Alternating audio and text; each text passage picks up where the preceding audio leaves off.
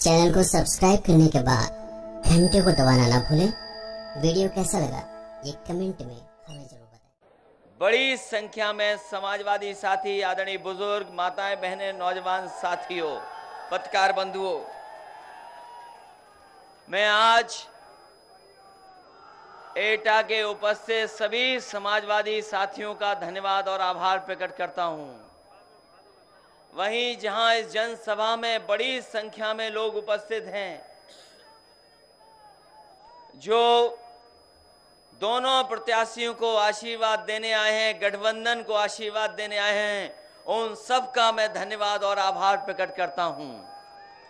पंडाल में तो हमें लोग दिखाई दे रहे हैं, जहां ये पंडाल है उसमें तो लोग दिखाई दे रहे हैं हमें बड़ी संख्या में, जो पेड़ के नीचे छाया में खड़े हैं, क्योंकि गर्मी बहुत है। पेड़ों के नीचे भी बड़ी संख्या में लोग खड़े हैं, हम उनका भी आभार प्रकट करते हैं और उस उम्मीद और भरोसे के साथ कि जिस समय मतदान होगा गठबंधन के दोनों प्रत्याशी ऐतिहासिक वोटों से जीत करके जाएंगे। लोग चर्चा करते हैं कि ये गठबंधन, लोग ये चर्चा करते हैं ये गठबंधन पे जितना वोट है वो वोट किसी के पास नहीं है। बताओ, जितना गठबंधन के पास वोट है कितना किसी के पास वोट है, तो बताओ। और ये महागठबंधन को जो कह रहे हैं कि महामिलावट है,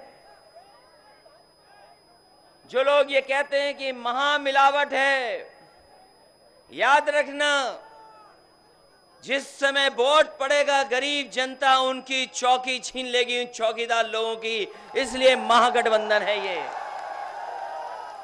और महागठबंधन देश में परिवर्तन लाने के लिए गठबंधन हुआ है,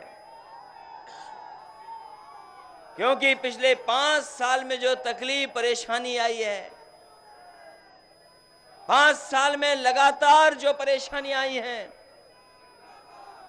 और 5 साल में न केवल देश बल्कि उत्तर प्रदेश को भी पीछे ले जाने का काम किया है।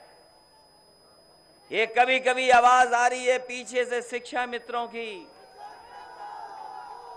ये शिक्षा मित्रों से हम कहना चाहते हैं, शिक्षा मित्र के साथी पिछले चुनाव में भटक गए थे। को क्या कहा था आपको याद होगा। आज कोई चौकीदार नहीं बनना चाहता। हमारे गांव में जो चौकीदार हैं वो सरकारी नौकरी चाहते हैं, चौकीदार सरकारी नौकरी।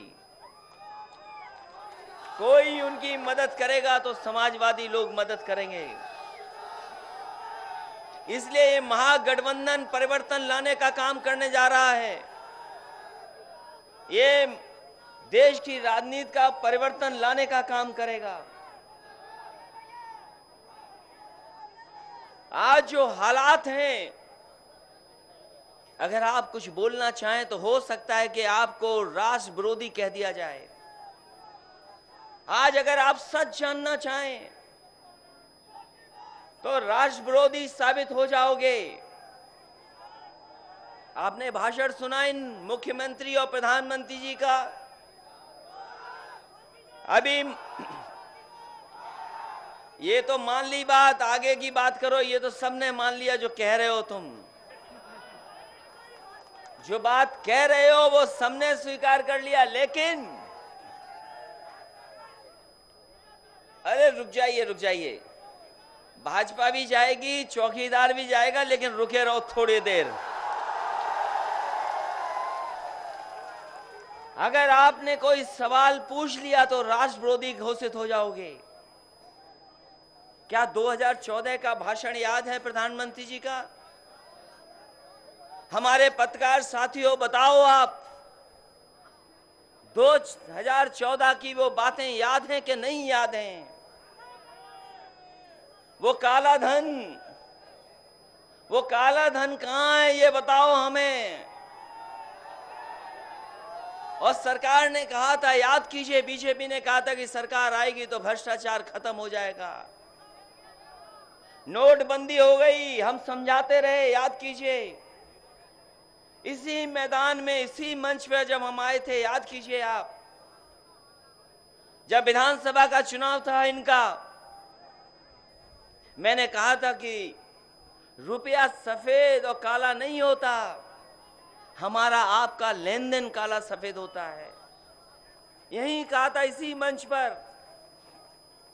लोगों ने बात नहीं मानी। लोगों ने कहा कि नोटबंदी से भ्रष्टाचार खत्म हो जाएगा। लोगों ने बीजेपी की बात को मान लिया, लेकिन ये सच्चाई नहीं थी।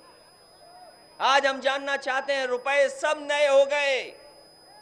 बताओ, रुपए नए हो गए, अच्छे थे क्योंकि बीजेपी की सरकार है। लेकिन हम समाजवादी लोग कहते हैं आज सीमा इसलिए सुरक्षित है क्योंकि हमारे बेटे फौज पर हिम्मत से और बहादुरी से काम कर रहे हैं।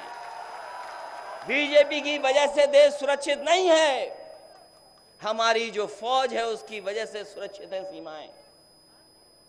हमारी तमाम जवान हैं जो वहां पर रक्षा कर रहे हैं।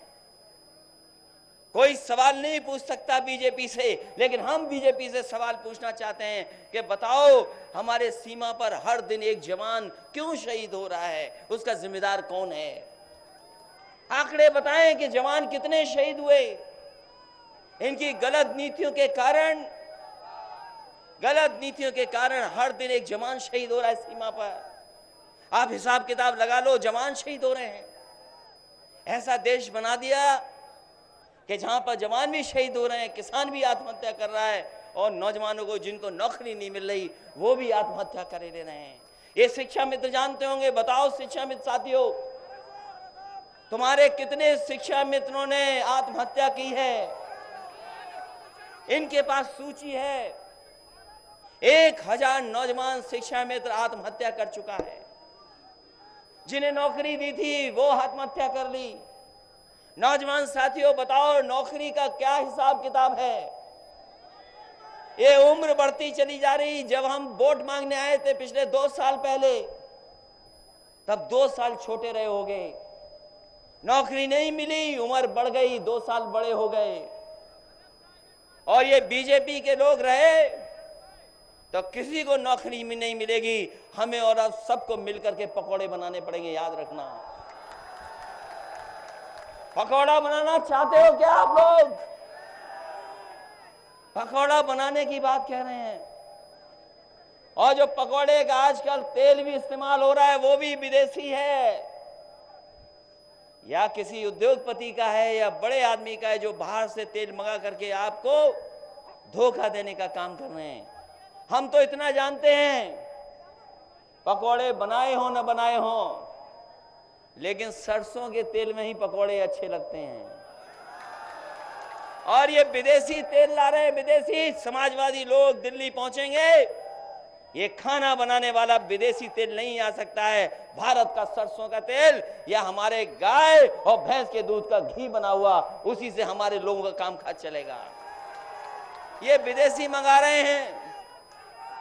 ये जो खा लेते हो फॉर्च्यून और कौन कौन सा, नोटबंदी से भ्रष्टाचार खत्म हो जाएगा।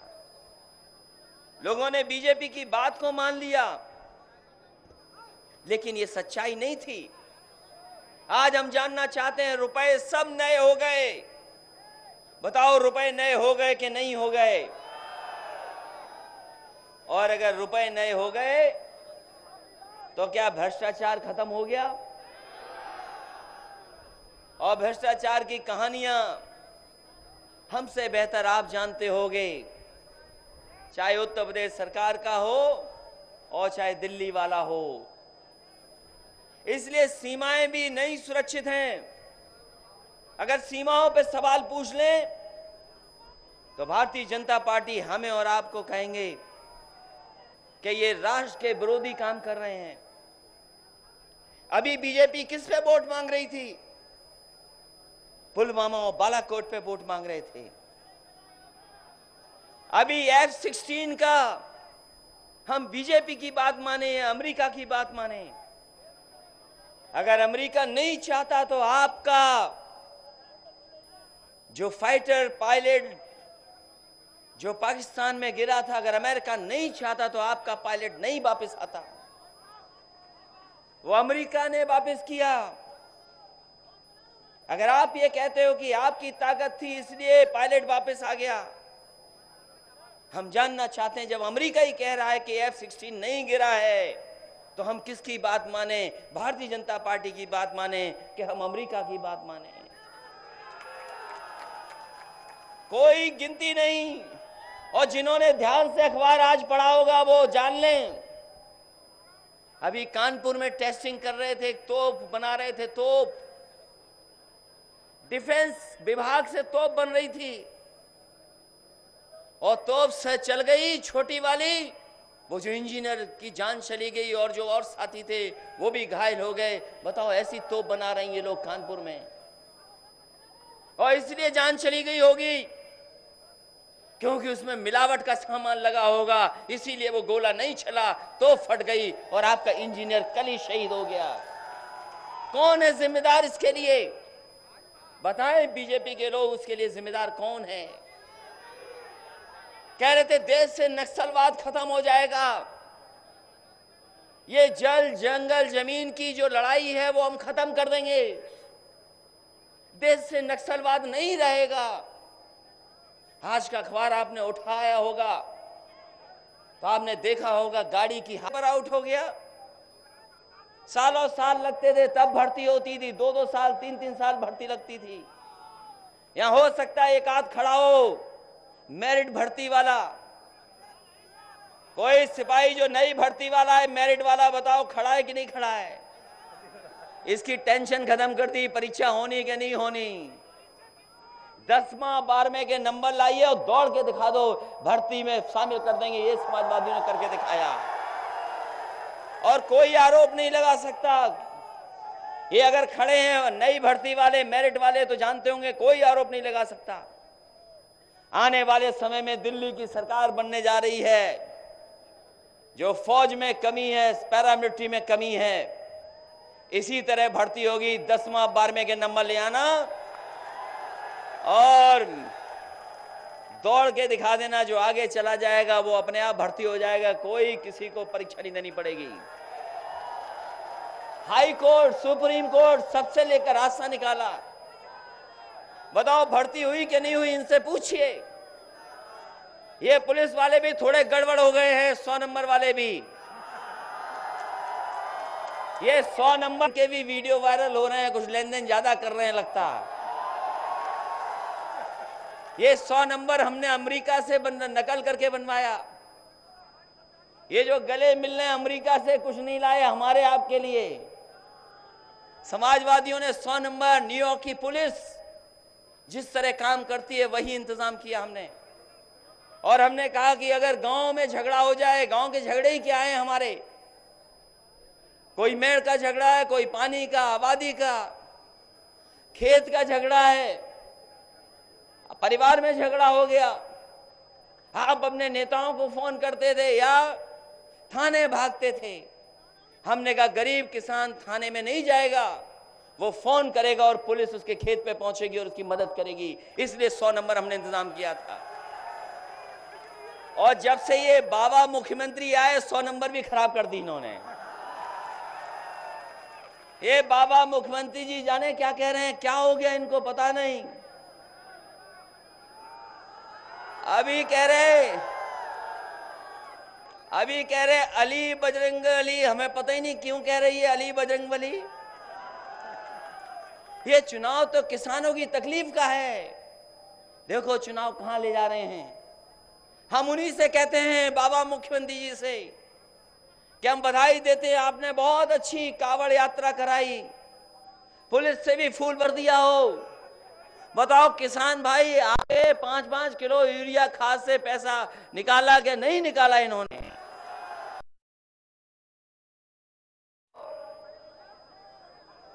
कैसी सरकार है ये, 5 किलो चोरी की खाद से।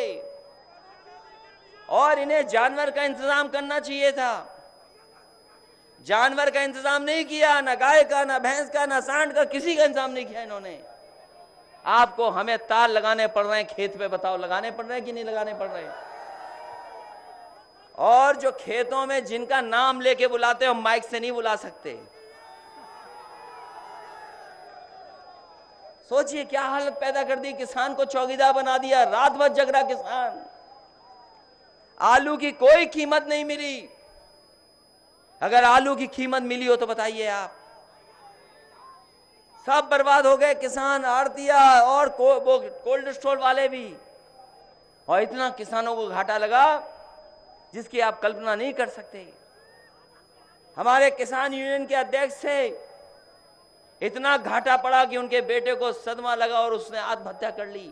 बताओ, किसान यूनियन के नेता के बेटे ने आत्महत्या इसलिए की थी क्योंकि उसे घाटा इतना लग गया था आलू में।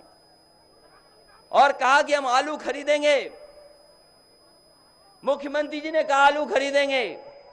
हमारे किसान भाई निकल पड़े यहां से, कन्नौज से, आलू लेकर के गए, शायद खरीद हो जाएगी। उन्होंने मुख्यमंत्री आवास में भी आलू डाल दिए, गवर्नर हाउस में भी डाल दिए, विधानसभा में, लेकिन उसके बावजूद भी सरकार की आंख नहीं खुली, कोई इंतजाम नहीं। बिजली महंगी कर दी। बिजली का सबसे बड़ा प्लांट अगर आसपास कहीं लगने जा रहा था तो यहीं लगने जा रहा था। बताओ, यहीं पर लग रहा था कि नहीं? सबसे बड़ा प्लांट। और हो सकता है बीजेपी वाले कह रहे हो कि उन्हीं का प्लांट है, उन्हीं का। सबसे बड़ा प्लांट किसी ने दिया तो समाजवादी लोगों ने दिया। हम ही आए थे यहां पर शिलान्यास करने और सब नेता आपके शामिल थे। ये 660 सुपर क्रिटिकल प्लांट है। और हम तो ये कहना चाहते पत्रकार साथियों के सामने, जितनी बिजली की योजनाएं समाजवादी सरकार में बनी थी उन्हीं योजना को ये आगे बढ़ा रहे हैं। एक भी योजना इन्होंने अभी तक बिजली के क्षेत्र में नहीं बनाई। चाहे सब स्टेशन लगाना हो, गांव को बिजली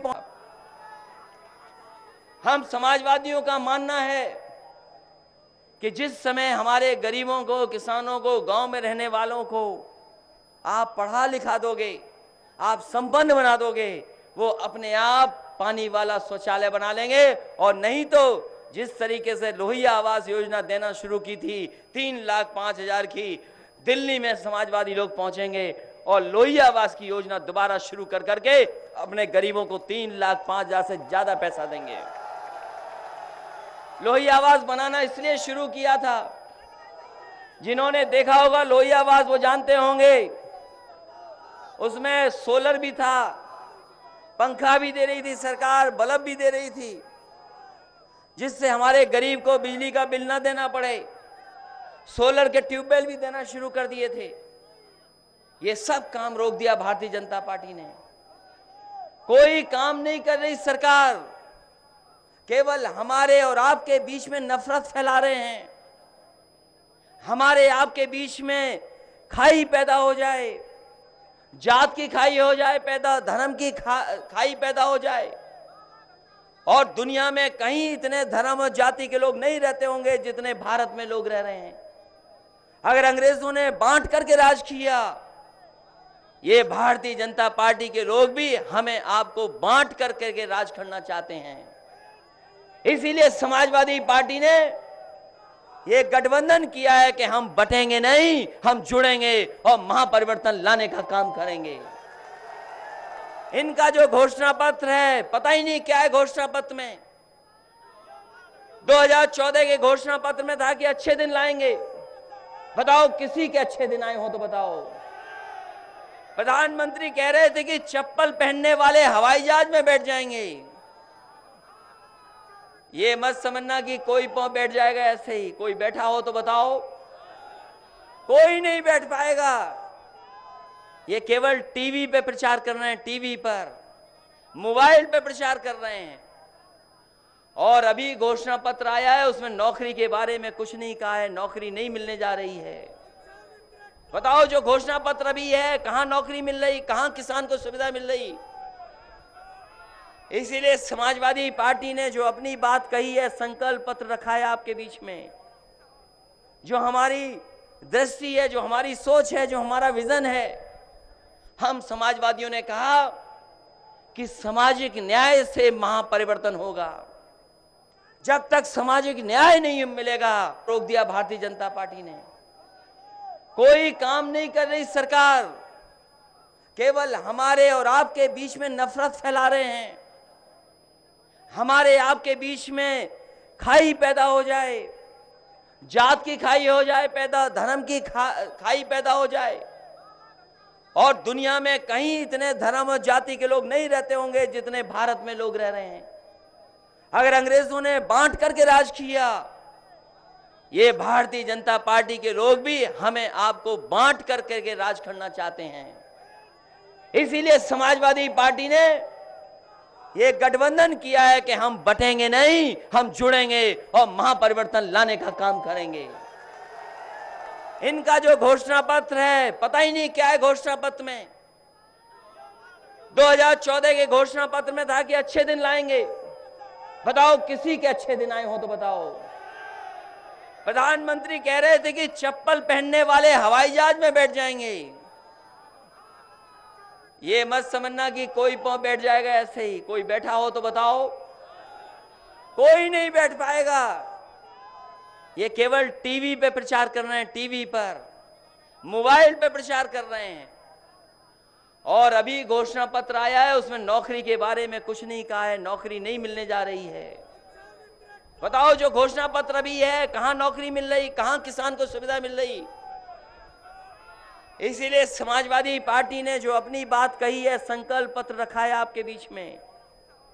जो हमारी दृष्टि है, जो हमारी सोच है, जो हमारा विजन है, हम समाजवादियों ने कहा कि सामाजिक न्याय से महापरिवर्तन होगा। जब तक सामाजिक न्याय नहीं मिलेगा, तब तक किसी को सम्मान नहीं मिल सकता है। इसीलिए सामाजिक न्याय से ही महापरिवर्तन संभव है, बिना संभव नहीं है। हम तो कहना चाहते बीजेपी के लोगों से, हमें खुशी है कि अगड़ी जाति को 10% आरक्षण मिल गया। हमारे अग्रवाल जी को भी आरक्षण मिल गया। हमें खुशी है इस बात की। अगर इनको देना चाहते हो, इनकी गिनती कर लो, आबादी के हिसाब से दे दो, इन्हें ज्यादा दे दो, हमें कोई नाराजगी नहीं है। कोई ये गलत बात ना निकाले कि हम किसी के खिलाफ है आरक्षण को लेकर के। अगर आप अगड़े लोगों को आरक्षण देना चाहते हो, दो, हमें कोई आपत्ति नहीं है। लेकिन हमें और आपको सबको गिन लिया जाए और आबादी के हिसाब से हमें भी हक और सम्मान मिल जाए, ये हमारी लड़ाई है। सरकार ने आधार कार्ड बनाया। सरकार ने आधार कार्ड बनाया। से पूछना चाहते हैं, बताओ कि जो आप नई पॉलिसी बनाई है आपने, पहले हमारे आपके बच्चे अगर पढ़ाई में जाते थे, यूनिवर्सिटी में जाते थे, तो जनरल कोटे में भी आ जाते थे। अब जनरल कोटे में नहीं आ सकते। नौकरी मिलती थी तो आरक्षण के साथ साथ आपको दूसरे जनरल में भी मौका मिल जाता था।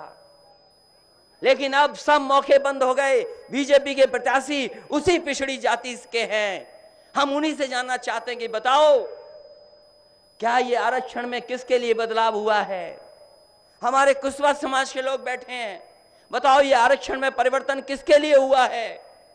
आज कम आबादी वाले लोग ज्यादा हक ले रहे हैं और ज्यादा आबादी वाले लोग थोड़ा बहुत कम हक मिलकर के शांत पड़े हुए हैं। ये हालत पैदा कर दी इन्होंने, बताओ। और जब हम अपने घर से निकले, जब हम मुख्यमंत्री आवास से निकले, न जाने कितने मुख्यमंत्री बने होंगे। एक मुख्यमंत्री बना होगा, दूसरा आया होगा, दूसरा बना होगा और आया होगा। लेकिन मुख्यमंत्री आवास में कभी भी गंगा जल से धुलाई नहीं हुई होगी। इस बाबा योगी ने, मुख्यमंत्री जी ने गंगा जल से धुलवाया था। मैं जानना चाहता हूं आखिरकार क्यों गंगा जल से मुख्यमंत्री आवास धुलाया था। आप अगर गंगा जल से धुलवा सकते हो, और हमें बदनाम करने के लिए क्या कहा आपने? हमें बदनाम करने के लिए क्या कहा इन्होंने, बाबा योगी जी के लोगों ने, कि जब हमने घर खाली किया तो उसमें से टोटी ले गए हम। यही तो कहा ना। अरे हम लैपटॉप दुनिया का सबसे बेहतरीन देने वाले, हम टोटी नहीं ले जाते हैं। जिन अधिकारियों ने टोटी दिखाई है, हम कह के जा रहे हैं आने वाले समय में सरकार बनेगी और आपके यहां से भी एक चिलम निकालेंगे, और जब तक चिलम नहीं निकलेगी तब तक वही अधिकारी ढूंढते रहेंगे। बताओ, क्या मुख्यमंत्री आवास आप गंगा जल से धोओगे? क्या आप टोटी निकालोगे? तो याद रखना, अगर टोटी निकालोगे तो चिलम भी तुम्हारे यहां से निकलेगी। और फिर बाबाओं का और चिलम का पुराना रिश्ता है, ये हम तो पहले से जानते हैं। इसलिए तैयारी करिए, जनता जाग चुकी है, अब जनता को ज्यादा धोखा नहीं दे सकते। ये जो धोखा पत्र है, ये धोखा वाला है पत्र, अब नहीं धोखा दे सकते हो। बताओ, कहीं कोई शक करता होगा? एक बार फिर नेताजी ने और मान्यवर काशीराम जी ने कोशिश की, दोनों ने मिलकर के गठबंधन किया। उस समय बीजेपी के लोगों ने तुड़वा दिया। एक बार फिर हमें मौका मिला, इसलिए मैंने कहा था कि हमें अगर 2 कदम भी पीछे चलना पड़ेगा तो हम गठबंधन करेंगे। और आज देखिए गठबंधन से कैसे घबराए हुए लोग हैं, घबरा गए इस गठबंधन से। आप वोट मिला लो, और गरीबों किसानों का यही गठबंधन है जो देश का गठबंधन है। इसलिए जहां हम एटा में आप सबसे निवेदन करने आए हैं, वही अलीगढ़ में भी मदद करिए। ये फर्रुखाबाद में हमारे हैं अग्रवाल जी, इनकी भी मदद करिए। और बगल में एटा में, मैनपुरी में नेताजी चुनाव लड़ रहे हैं। और मैं कह सकता हूं, इस गठबंधन के बाद नेताजी जहां बगल में चुनाव लड़ रहे हैं साइकिल चुनाव चिन्ह पर, ये जो चुनाव होने जा रहा है मैनपुरी का, ऐतिहासिक चुनाव होगा मैनपुरी का। और देश की जो सबसे बड़ी जीतें होंगी, उसमें नेताजी का भी नाम शामिल होगा कि मैनपुरी की जनता ने कितने बड़े वोटों से जिता करके भेजा है। बताओ, मैनपुरी में जीतेंगे नेताजी के नहीं जीतेंगे बड़े वोटों से? नेताजी के लिए अभी हम और आदरणीय मायावती जी वोट मांगने आएंगे। जॉइंट रैली है दोनों लोगों की, आप भी आना, मैं बुला के जा रहा हूं आप लोगों को, क्योंकि नेताजी को जिताना है। और हमारे जो यहां के प्रत्याशी हैं देवेंद्र यादव जी बड़े भावुक हो गए, बोले आखिरी चुनाव है हमारा।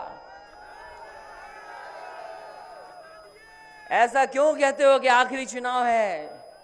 अभी तो बहुत नौजवानों को आपको आशीर्वाद देना है, लेकिन अगर आखिरी चुनाव इनका है तो एटा की जनता से हम कहना चाहते हैं कि एटा विकास में पीछे छूट गया है, बहुत छूट गया पीछे। हमने दिल्ली से कहा कि ये गडकरी इस हिसाब से कहा था, हमने कहा जीटी रोड हमें दे दो बनाने के लिए, हम बना देंगे, क्योंकि जीटी रोड कन्नौज से भी गुजरती है। एक्सप्रेस वे तो सुंदर बन गया, अच्छा बन गया, लेकिन जीटी रोड वैसी की वैसी पड़ी है जो किस जमाने की थी। मैंने दिल्ली वालों से कहा कि जीटी रोड हमें बना लेने दो, लेकिन उन्होंने जीटी रोड हमें नहीं दी, इसी और आज भी नहीं बन पाई। जीटी रोड वैसी की वैसी दिखाई दे रही है। कितनी बार चुनाव होकर चले गए। प्रधानमंत्री अगर याद कीजिए, 2014 में अप्रैल के महीने में प्रधानमंत्री जी आए थे और कह के गए थे कि जो भी अपराधी होगा उसे हम जेल भेज देंगे। पत्रकार साथियों, निकालना उनका भाषण, और कहा था कि जो अपराधी होंगे हम उन्हें जेल भेज देंगे, जेल से बाहर नहीं निकल पाएंगे। जब प्रदेश का मुखिया पे इतनी धाराएं हैं, वो कब कहां जाएंगे, इसका भी तो बता दो हमें। यही कह के गए थे वो लोग, कहा था कि नहीं कहा था, यहां पर यही कह के गए थे अपराधी जेल चले जाएंगे। और सोचो कैसे मुख्यमंत्री बने हैं। और हमारे मुख्यमंत्री ऐसे हैं, वो कुंभ में सबको बुला रहे थे, आइए कुंभ में, आइए आइए कुंभ में, सब आइए। और जब स्नान लिया मुख्यमंत्री जी ने, तो बताओ कैसे स्नान लिया? बताओ, जानते भी नहीं है वो स्नान कैसे लिया था कुंभ में। कुंभ में स्नान पता नहीं कैसे लिया था, जैसे बच्चे कूद जाते हैं। ये कोई स्नान करने का तरीका है? बताओ हमें। और एक और हमें हसरत थी, हमें और आपको, कि कम से कम किसी का 56 इंच का सीना दिखाई दे जाएगा, लेकिन कुंभ में वो भी नहीं दिखाई दिया। और पैर किसके धोए? हमें आपको उलझाने के लिए पैर धोए। बताओ, पैर धोए हमें और आपको उलझाने के लिए पैर धोए उन्होंने। दलित समाज के सफाई कर्मचारियों के पैर धोए। हम उन्हें देखते रह गए, हम उन्हें देखते रह गए कि कैसे पैर धो रहे हैं, और तब तक सब नौकरियां धो दी, किसी को नौकरी नहीं मिली। पैर धोते धोते सब नौकरियां धो दी, किसी को नहीं मिली। हम पैर धोते देखते रह गए। हमारी इन माताओं बहनों की पेंशन छीन ली। बताओ, समाजवादी पेंशन मिल रही थी बिना भेदभाव के, गांव में मिल रही थी, सब शहर में मिल रही थी समाजवादी पेंशन। पेंशन मिल रही थी। अरे हो गया, तुम्हारा ज्ञापन कर देंगे यार, तुम रुक जाओ। ये अच्छा हुआ कि सुधर गए, इसीलिए ज्ञापन हमें दे रहे हैं।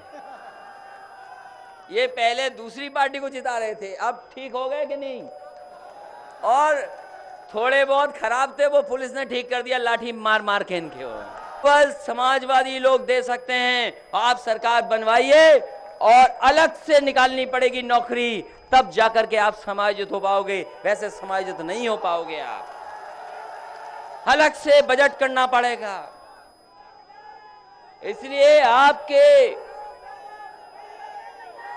आपके सामने संकट है।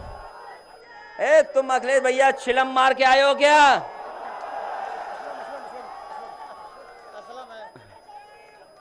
इसलिए इसका ख्याल रखो, असलम का ख्याल रखो। इसलिए साथियों, हमसे कहना चाहते हैं कि हमारी पार्टी, समाजवादी लोग सामाजिक न्याय से महापरिवर्तन चाहती है, सामाजिक न्याय से महापरिवर्तन चाहती है। और गिनती बहुत आसान है कि हमारे पाल समाज के लोग कितने हैं, प्रजापति समाज के लोग कितने हैं, हमारे कुशबा कितने हैं, हमारे लोधी समाज के लोग कितने हैं। गिनती बहुत आसान है, क्योंकि सरकार ने आधार बनवाने पे 9,000 करोड़ से ज्यादा पैसा खर्च किया है। कम से कम 10,000 करोड़ रुपया खर्च किया है। आधार बनवाने में 10,000 करोड़ खर्च कर दिए। जनगणना करने पर 2,200 करोड़ रुपए खर्च कर दिए। और अब तो टेक्नोलॉजी है, आप जैसे मोबाइल में नाम डालते हो, अगर ए डालते हो तो ए से जितने नाम है वो ऊपर आ जाते हैं, के डालते हो तो के से नाम पूरे आ जाते हैं। हमारा आपका सब कंप्यूटर में जमा है। आप कंप्यूटर लगा दीजिए, कंप्यूटर लगा दीजिए और उसमें कहिए जब कोई फोन करे, और जब फोन पर आवाज जाए इधर से, तो कंप्यूटर पूछे कि अगर आप यादव हैं तो 2 नंबर दबा दीजिए, साग के हैं तो 4 नंबर दबा दीजिए, पाल हैं तो 5 नंबर दबा दीजिए। आज कंप्यूटर है, बहुत आसानी से गिनती हो जाएगी। इसलिए जब कभी समाजवादी सरकार दिल्ली में जाएगी, हम जातिगत आंकड़ों को बाहर जनता के सामने रखेंगे। कम से कम देश की जनता जान जाए कौन कितना आबादी में है। नहीं तो हमें और आपको ऐसे ही झगड़ा कराते रहेंगे। और जो हमारे लोग जिनको न्याय नहीं मिल पाया है, वो ये सोचते हैं कि हम आबादी में तो ज्यादा हैं, लेकिन हमें मिलता कुछ नहीं है। इसलिए कम से कम सच्चाई सामने आ जाए। इसलिए एटा के तमाम हमारे साथियों, किसान भाइयों, नौजवान साथियों, लेकिन ये महागठबंधन का चुनाव है। बताओ, महागठबंधन का चुनाव कैसे पीछे रह जाएगा? क्या पीछे रह जाएगा, ये बताओ हमें। और हमारे व्यापारी वर्ग के लोग भी आ गए, क्योंकि जीएसटी और नोटबंदी में सबसे ज्यादा धोखा इनके साथ हुआ है।